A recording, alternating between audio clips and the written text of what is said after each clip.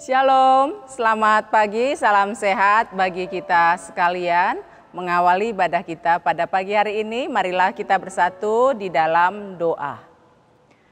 Terpujilah Engkau Bapa yang Maha Pengasih yang memberikan nafas kehidupan bagi kami pada hari ini. Dan kami mau mendengarkan firman-Mu agar kami tetap setia menjalani hari-hari kami sampai pada akhir hidup kami. Sehingga kami siap sedia pada hari penghakiman yang telah Kau tentukan dalam hidup kami. Dalam Yesus kami berdoa. Amin. Saudara-saudari yang dikasihi Yesus Kristus, firman Tuhan menyapa kita pada hari ini tertulis dalam kitab Yesaya pasal yang ke-26 ayat 8. Ya Tuhan, kami juga menanti-nantikan saatnya Engkau menjalankan penghakiman. Kesukaan kami ialah menyebut nama-Mu dan mengingat Engkau. Demikian pembacaan firman. Saudara-saudari yang dikasihi Yesus Kristus, bila ada pengumuman akan dilaksanakan ujian mendadak, siapakah yang akan merasakan senang? Anak-anak yang tekun belajar atau anak pemalas? Jawabnya pasti anak yang tekun belajar. Karena saat ujian itulah menjadi kesempatan baginya untuk menunjukkan keunggulannya dibanding anak-anak yang lainnya. Saat anak-anak yang lain asik dengan mainannya atau menghabiskan waktu dengan bersantai-santai, sementara ia rajin belajar, bahkan mengorbankan sebagian waktu bermainnya untuk belajar, maka hal yang membuatnya bersemangat adalah momen saat-saat ujian.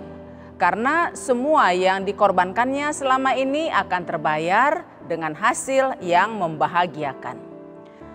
Sebaliknya, bila anak pemalas dan lebih banyak menghabiskan waktunya untuk bermain-main, manakala ia mendengar akan dilaksanakan ujian mendadak, maka itu adalah ibarat mendengar vonis hukuman berat.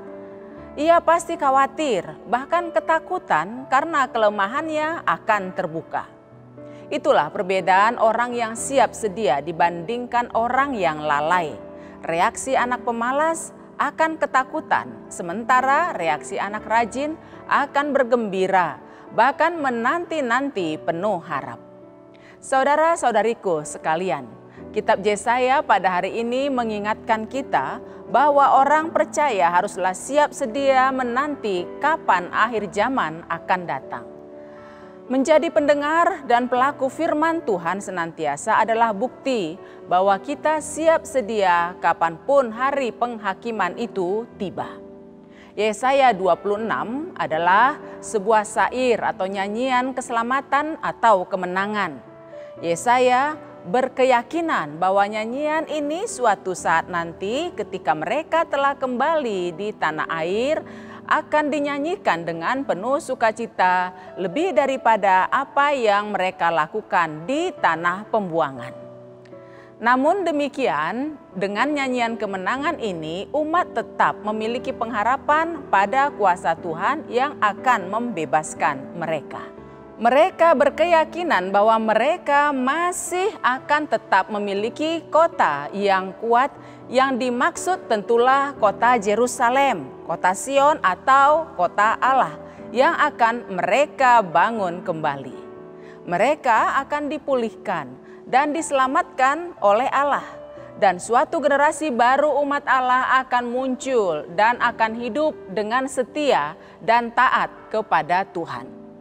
Nyanyian ini mengumandangkan seruan kepada setiap umat di dalam pembuangan untuk siap sedia menyambut zaman baru. Mempersiapkan generasi baru umat Allah yang setia dan mengikuti kehendak-Nya dan hidup di jalan Tuhan. Yesaya mengungkapkan keadaan umat Tuhan menjelang memasuki zaman baru, zaman keselamatan. Mereka selalu menanti-nantikan Tuhan yang akan menghakimi dunia, menyelamatkan umatnya, dan sungguh-sungguh mempersiapkan segenap hidup dan persekutuan mereka untuk menyambut hadirnya Sang Juru Selamat. Hidup yang lurus di jalannya itulah yang dikehendaki oleh Tuhan bagi umatnya.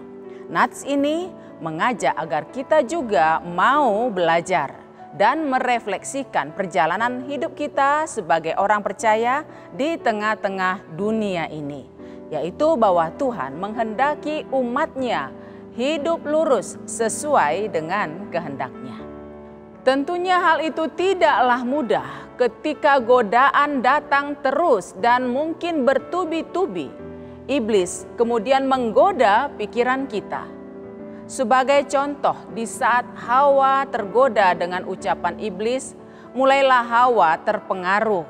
Apalagi ketika matanya juga turut memperhatikan buah terlarang. Hal itu juga terjadi pada Raja Daud ketika melihat Batseba. Ataupun kasus Judas Iskariot ketika melihat 30 keping perak dan mengkhianati gurunya. Oleh karena itu, apa yang harus kita perbuat? Bukankah mata kita tidak mungkin harus kita tutup untuk melihat keindahan dunia di sekitar kita? Telinga kita juga tidak mungkin harus kita tutup agar tidak mendengar segala hal di sekitar kita. Kita bisa saja mendengar atau melihat sesuatu yang menggoda kita, tetapi orang percaya harus memiliki hati yang dikuduskan dan memohon agar Roh Kudus selalu menjagai hati kita agar kita tetap menentukan dan mengambil sikap yang benar. Mungkin saja banyak di sekitar kita orang yang berbuat ketidakadilan, kecurangan, korupsi, dan kejahatan lainnya. Tetapi orang percaya harus berani untuk mengatakan tidak untuk segala hal yang tidak berkenan oleh Tuhan. Dengan demikian kita akan tetap siap sedia kapanpun Yesus datang untuk menghakimi dunia ini. Dan kita memperoleh kemenangan sebagai upah kesetiaan kita. Amin, marilah kita berdoa. Terima kasih Tuhan, Kau ingatkan kami pada hari ini agar kami senantiasa siap sedia di dalam hari-hari kami. Agar kapanpun kedatangan-Mu untuk memanggil kami dan kami harus menghadap kepada penghakiman yang Kau lakukan bagi hidup kami semua telah siap sedia. Mampukan kami Tuhan untuk menang dalam segala godaan yang terjadi dalam hidup kami. Bersama Engkau kami pasti dapat menjalani hari-hari kami dan memperoleh kemenangan. Dalam Yesus kami berdoa. Amin.